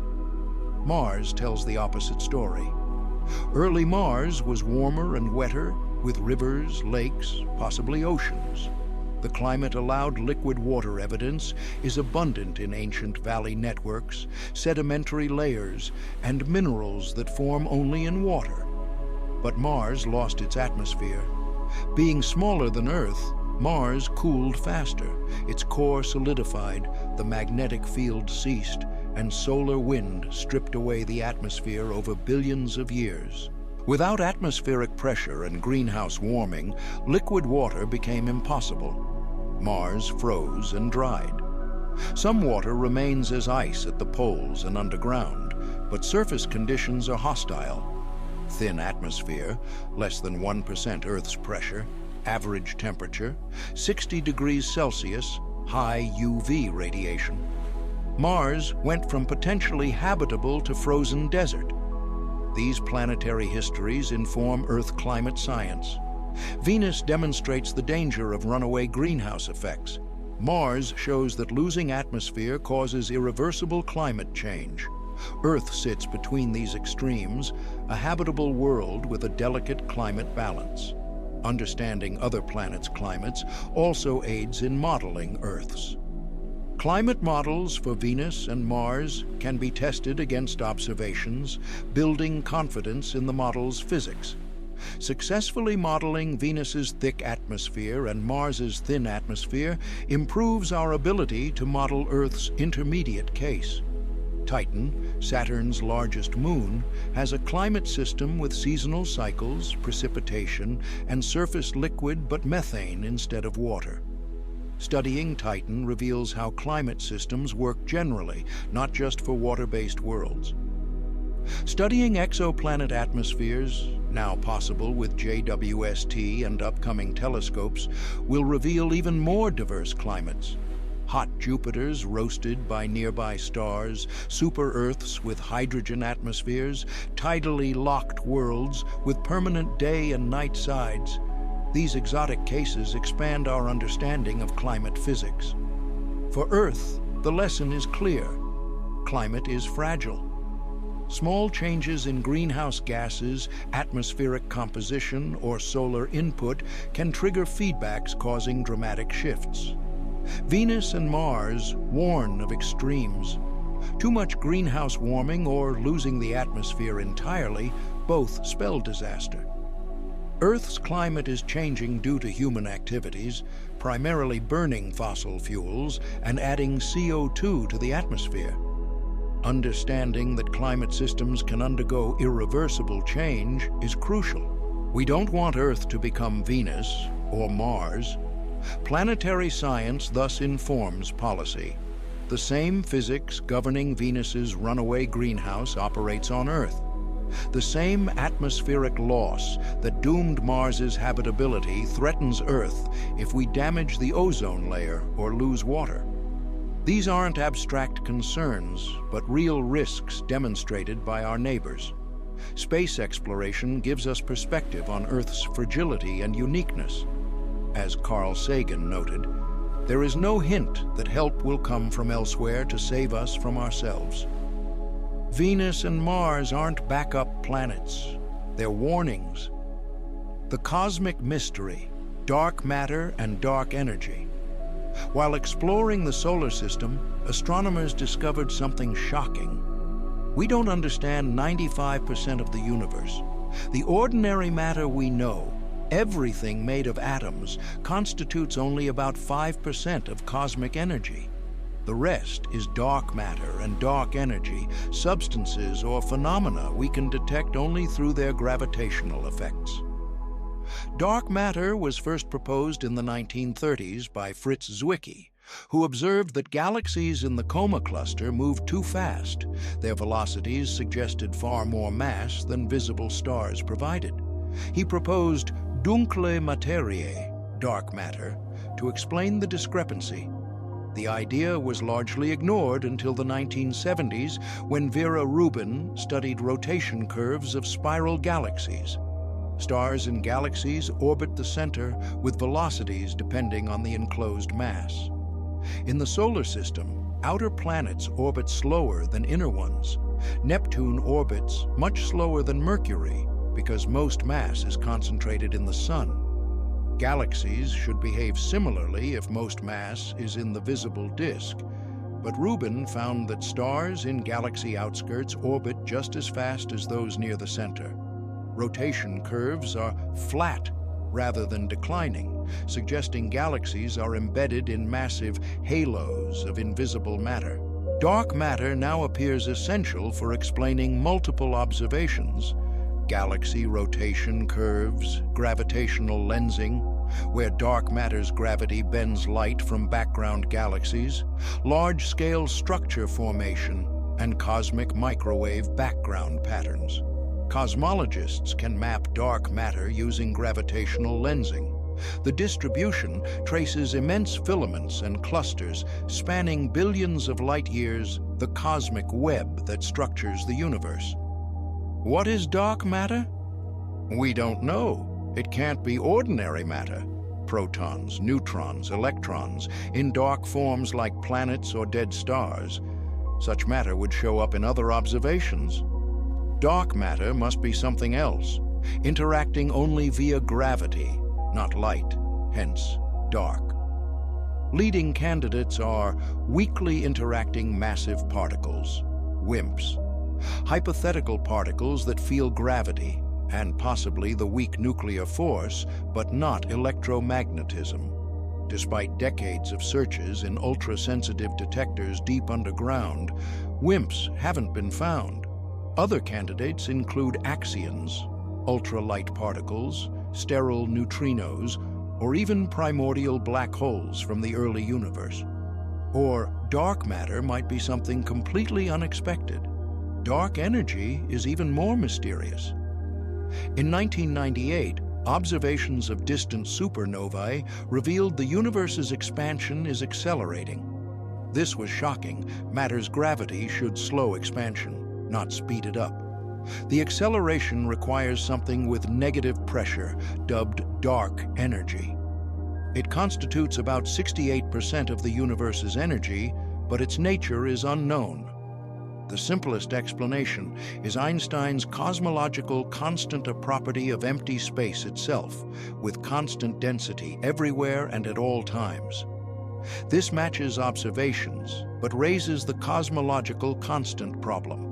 Quantum physics predicts a vacuum energy density 10^120 times larger than observed. This is the worst theoretical prediction in physics. Alternative explanations involve quintessence, a dynamic field that changes over time or modifications to general relativity, but observations so far are consistent with a simple cosmological constant. Dark matter and dark energy transform cosmology. The universe's composition is approximately 68% dark energy, 27% dark matter, 5% ordinary matter. Everything we see, stars, planets, galaxies, is a tiny fraction of existence. This humbles and excites. Humbles because our cosmic ignorance is profound. Excites because there's so much to discover. Understanding dark matter and dark energy is a major goal of modern physics. Space missions contribute to solving these mysteries. The Euclid Space Telescope, launched in 2023, maps billions of galaxies to trace dark matter's structure and dark energy's effects. The Nancy Grace Roman Space Telescope, launching in the mid-2020s, will similarly study dark energy and exoplanets. Ground-based experiments complement space missions. Dark matter detectors search for particle interactions. Gravitational wave observatories might detect signals from dark matter. Particle accelerators hunt for dark matter particles or related phenomena. The universe is mostly made of substances we don't understand, interacting in ways we're only beginning to comprehend. This is both challenge and opportunity. Space exploration, observing galaxies, measuring expansion, mapping cosmic structure provides the data needed to crack these mysteries. And solving them will revolutionize physics, potentially revealing new fundamental particles, extra dimensions, or modifications to relativity. Dark matter and dark energy represent the most important unsolved problems in cosmology, and space-based observations are key to addressing them. Conclusion: our place among the stars. We've journeyed from Earth orbit to the edge of the solar system, from the Apollo moon landings to Voyager's entry into interstellar space. We've explored planets, moons, asteroids, and comets. We've searched for life, mapped dark matter, and pondered our cosmic future. What have we learned? That space is vast, beautiful, hostile, and filled with wonders. That humanity can achieve extraordinary things when motivated by curiosity and challenge. That our planet is precious and fragile, the only home we've ever known. That the universe is stranger and more magnificent than we imagined. We've also learned humility. We don't understand most of the universe. Dark matter and dark energy dominate cosmic energy. We haven't found life elsewhere, though we've barely begun searching. The distances between stars are so vast that interstellar travel seems impossible with current technology. Yet we persist. Humans have walked on the moon. Robots have explored every planet. The James Webb Space Telescope peers to the universe's edge.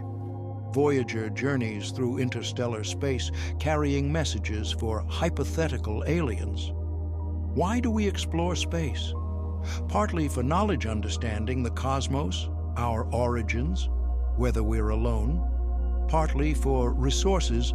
Asteroids contain water, metals, and rare elements. Partly for survival, becoming multiplanetary protects against existential risks. But mostly we explore because we're human. We wonder, we question, we reach beyond boundaries. Space is the ultimate frontier, calling to something deep in our nature. The future is uncertain. Will humans walk on Mars this century? Will we find life on Europa or Enceladus? Will we detect alien signals or biosignatures on exoplanets? Will asteroid mining become economically viable? Will we build space habitats housing thousands? These questions will be answered by our choices, our investments, our commitment to exploration. Space exploration requires resources, political will, international cooperation, and sustained effort across decades. But the rewards are profound. Understanding the universe enriches human knowledge. Space technologies improve life on Earth. Inspiration from space drives education and innovation. And perhaps most importantly, space gives us perspective. Seeing Earth from above reminds us of our shared home and common humanity. Carl Sagan wrote, "The cosmos is within us. We are made of star stuff. We are a way for the universe to know itself." Space exploration is humanity fulfilling that cosmic destiny consciousness arising from matter, seeking to understand the matter that created it. We stand at the threshold. Behind us, centuries of wondering and dreaming. Ahead, the cosmos waiting to be explored. The choice is ours. Venture forth into space or remain bound to one world. The answer seems clear. We are explorers by nature. The stars have always called to us. Now, finally, we can answer that call. Space, the final frontier beckons. The journey has only begun. The greatest adventures lie ahead. Look up at the stars tonight. Know that humanity has already reached beyond Earth, touched other worlds, and sent our ambassadors toward the stars. And know that this is just the beginning. The universe awaits. Our cosmic story is still being written, and you, reading this, are part of that story. We are children of Earth, born of stardust, reaching for the cosmos. Our journey to the stars reflects not just technological prowess, but human spirit curiosity, courage, determination, hope. Space exploration is humanity's greatest adventure, and the best is yet to come. The stars are calling. Let's answer. The next giant leap, Artemis and the return to the moon. Over half a century after Apollo 17 left the lunar surface, humanity is preparing to return. NASA's Artemis program, named after Apollo's twin sister in Greek mythology, aims to establish sustainable presence on the moon, this time with international partners and commercial companies playing major roles. Artemis differs fundamentally from Apollo. Apollo was a sprint-focused race to beat the Soviets, achieving the goal, then stepping back. Artemis is a marathon building infrastructure for permanent presence, testing technologies for Mars, and utilizing lunar resources. The program has several phases. Artemis V, an uncrewed test flight, launched in November 2022. The Space Launch System, SLS, rocket NASA's most powerful since Saturn V sent the Orion spacecraft on a 25-day mission around the moon, testing systems for crew safety. Artemis II, planned for 2025, will carry 4 astronauts on a lunar flyby similar to Apollo 8, testing Orion with crew aboard. The crew will include the first woman and first person of color assigned to a lunar mission, symbolizing broader participation than Apollo's exclusively white male crews. Artemis III, targeting 2026-2027, aims to land astronauts near the lunar South Pole. Unlike Apollo's equatorial sites, the South Pole offers permanently shadowed craters containing water ice, a crucial resource. Water can be split into hydrogen and oxygen for fuel and life support, reducing cargo requirements from Earth. The South Pole also has peaks of eternal light, high points receiving near-constant sunlight, ideal for solar power. Establishing bases there provides persistent energy without heavy batteries or nuclear generators. Landing at the South Pole requires new technology. Apollo lunar modules had limited range and couldn't reach polar regions. Artemis will use a human landing system, HLS, developed by SpaceX, Blue Origin, and other companies. SpaceX's Starship HLS is particularly ambitious, a fully reusable spacecraft capable of carrying large cargo. Artemis architecture includes the Lunar Gateway, a small space station orbiting the moon. Gateway serves as a staging point for surface missions, a communications relay, and a habitat for crew. Unlike ISS's circular orbit, Gateway uses a highly elliptical, near-rectilinear halo orbit, minimizing fuel needs while providing continuous Earth contact and lunar surface views. International partners contribute Gateway modules and instruments. ESA provides habitation and propulsion, Japan provides logistics, Canada provides robotics. This collaboration continues ISS's model of shared costs and capabilities. Beyond Artemis III, NASA envisions yearly lunar landings, gradually building infrastructure, habitats, rovers, power systems, resource extraction equipment. The goal is permanent human presence by the 2030s. Private companies see lunar opportunities. Moon Express and iSpace target lunar resource extraction. Astrobotic and intuitive machines deliver payloads to the surface. Axiom space plans commercial lunar missions. The Moon is transitioning from government domain to commercial frontier. Lunar resources are valuable. Water ice, abundant in polar craters, provides life support and fuel. Helium-3, a rare isotope useful for potential fusion reactors, is present in lunar regolith. Metals, rare earth elements, and building materials exist in surface rocks. Mining the Moon raises legal questions. The Outer Space Treaty, 1967, prohibits nations from claiming celestial bodies, but it's unclear whether this restricts resource extraction. The Artemis Accords, signed by over 30 nations, establish principles for lunar exploration but don't resolve ownership questions definitively. Who owns lunar resources? Can companies claim mining sites? How are competing claims resolved? These questions lack clear answers, and conflict could arise as lunar activity increases. Environmental concerns also emerge. Should we preserve pristine lunar environments? Sites like Apollo landing spots have historical value. Should they be protected? The tragedy of the commons could occur if unregulated exploitation damages the Moon. Scientific value is a key Artemis driver. The Moon records solar system history in its craters and rocks. Understanding lunar formation improves models of Earth's formation. Lunar far-side telescopes, shielded from Earth's radio interference, could revolutionize astronomy. The Moon also serves as a testbed for Mars. Technologies for lunar habitats, resource utilization, and long-duration surface operations apply to Mars, but can be tested closer to home. If systems fail on the Moon, rescue or resupply takes days. From Mars, months or years. Geopolitical competition drives Artemis II. China has a robust lunar program, having landed multiple times, including the first far-side landing. China aims for crewed lunar missions in the 2030s.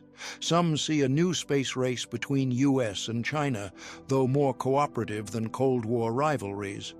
Will Artemis succeed? Challenges are significant. SLS costs are high, about $4 billion per launch, limiting flight frequency. Schedule delays have plagued development. Political support varies with administrations. Sustained commitment across multiple presidencies is uncertain. But technology has advanced since Apollo. Reusable rockets from SpaceX and others reduce costs. Commercial partnerships share expenses. International cooperation spreads burden across nations. Computing power, materials science, and robotics have improved dramatically, and the rationale is different. Apollo was political, Artemis is strategic. Establishing lunar presence provides resources, capabilities, and experience for deeper exploration. Mars is the ultimate goal. The Moon is the stepping stone. The Moon taught us we could leave Earth.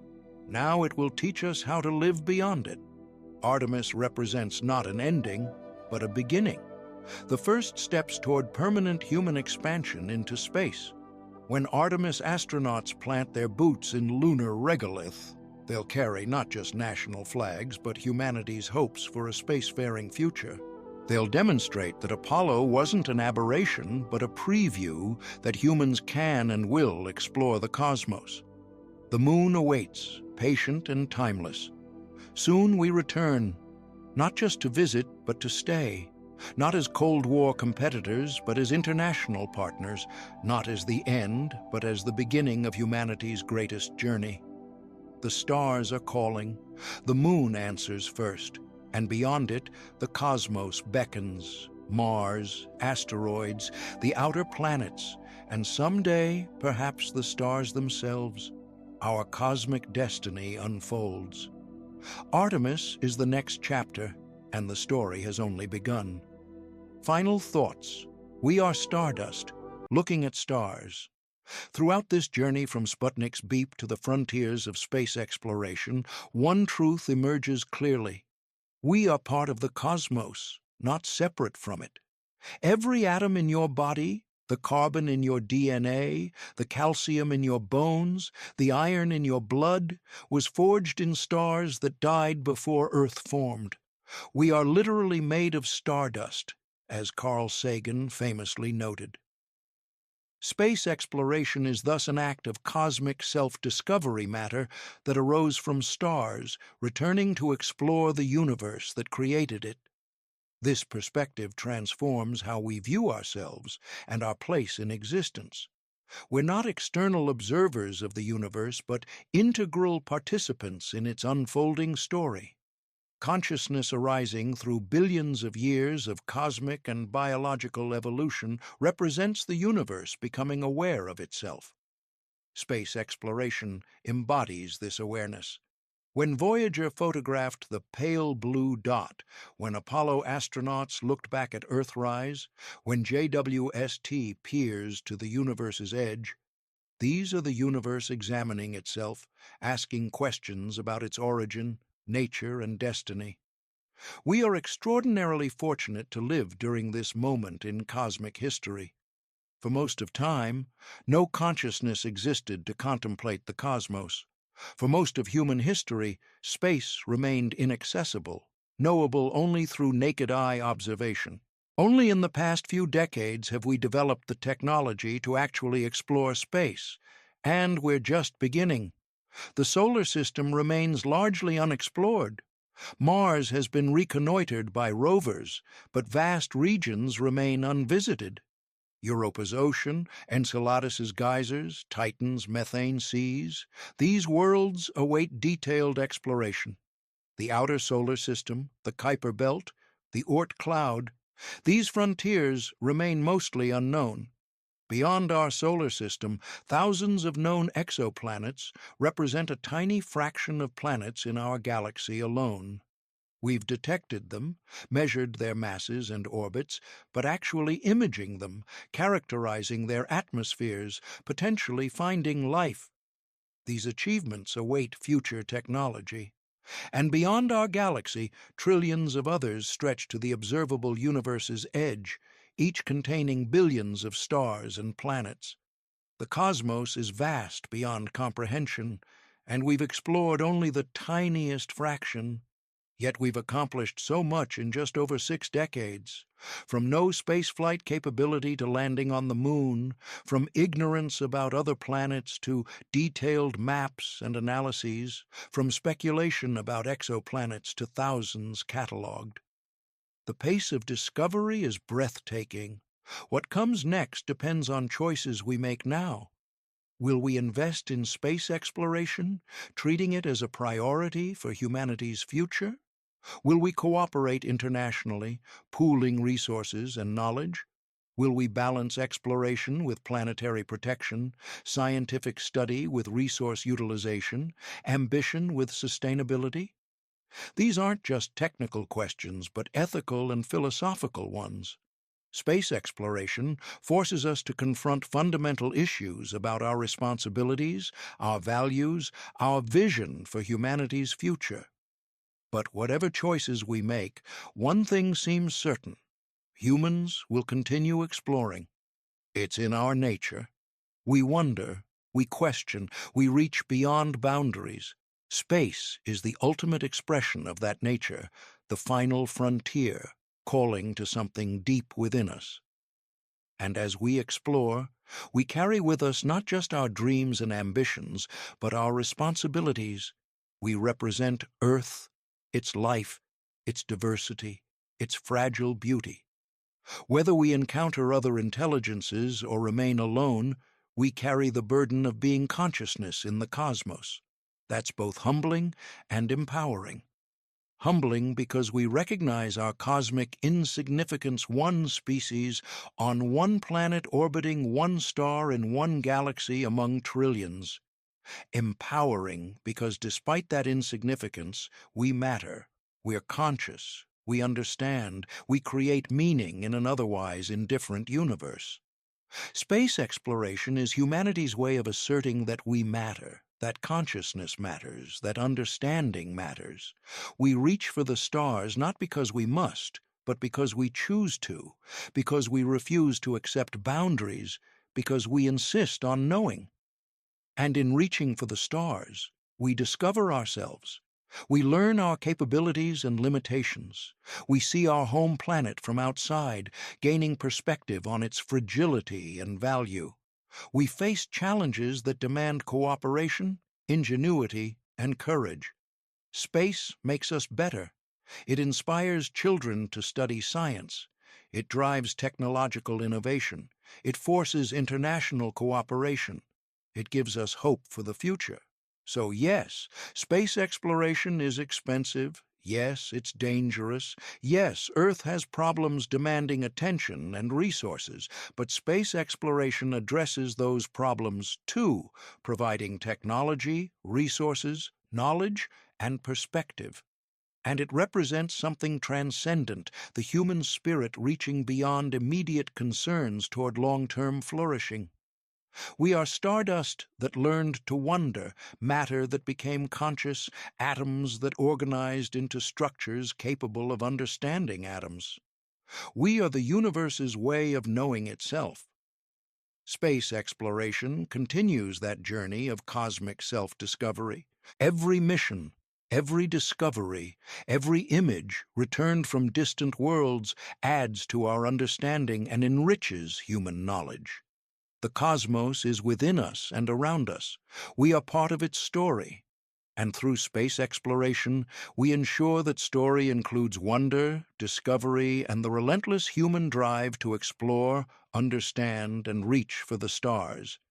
The journey continues. The best discoveries lie ahead. And we are privileged to witness and participate in humanity's greatest adventure. Look up. The stars are calling. And we're answering. The universe awaits.